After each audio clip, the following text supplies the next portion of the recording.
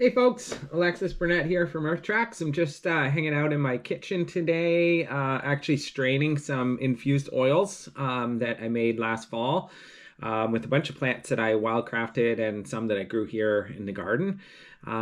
Yeah, just really reveling and being grateful for all the medicine that I have around. I've been working with some mugwort that I'm going to be selling as dried herb to someone that just put an order in, and I was straining tinctures for a couple days. Now I moved on to my oil. So you can see I have some beautiful St. John's wort oil. This one's nice and dark, maroon in color. Here's an incredibly light one. I don't think it's going to show up as sort of vibrant as it is on the camera. That's another St. John's wort. Here's another St. John's wort. This is a cayenne oil. You can see the nice orange color to it. I have some yarrow here, a couple calendulas, and then here is let's see, a comfrey oil and a yarrow infused oil. So these are all infused in organic olive oil. I use them as a base in all my salves. Tonight when my daughter and son get home from school, I think we're going to make some pain salve.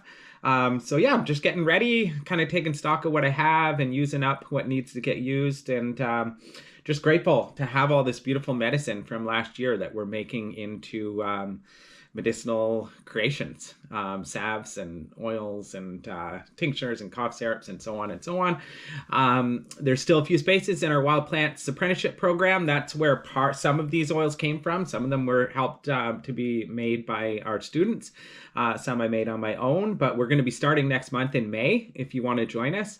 And yeah, hopefully you'll come on that journey with us. One weekend a month for 8 months. We have different themes each week.